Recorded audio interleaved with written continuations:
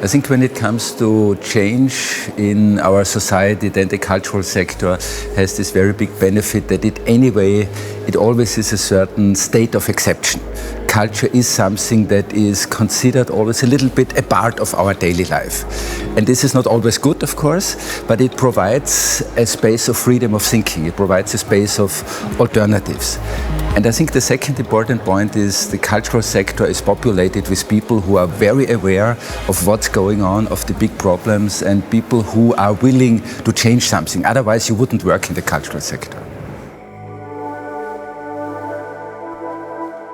Another very important non-economic value of culture is, of course, in the field of democracy and society.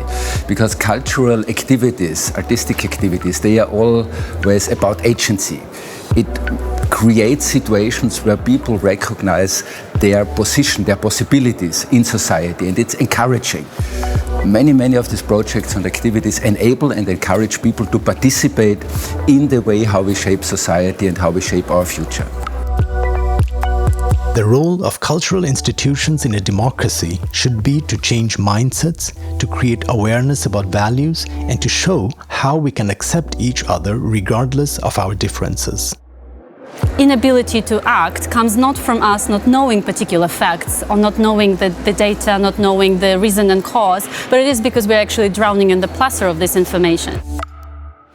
As apparatuses responsible for coding values, cultural institutions are also storytelling machines. But what actually helps us to act is something that stands out, something of relevance, and stories are the best vehicle to build this bridge of emotional bonding. Storytelling is the choreography of knowledge.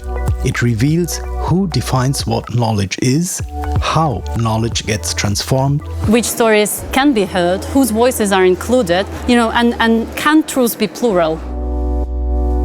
Cultural institutions can play a significant role in developing more trust and stronger well-being economies by focusing on the idea of mutual care and social togetherness.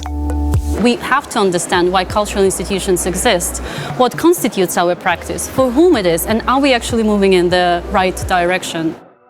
This could also help develop measurements as a practice of meaningful and mindful accountability.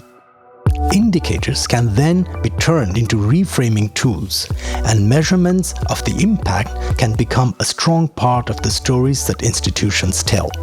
And I think it's a general trend that we understand that quantitable measurements are not always representatives of the qualitative changes in the society that we want to achieve.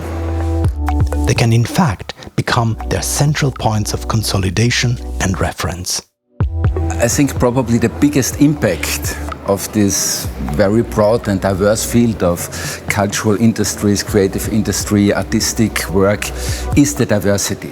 It's the openness. It's an area where everybody wants things to be different. I mean, this is what the whole thing is about, to create new ideas, to communicate ideas, and to take people along with it. And I think this dynamic is the very important core. This is the energy that we need as a society to really go into these transformations that we need.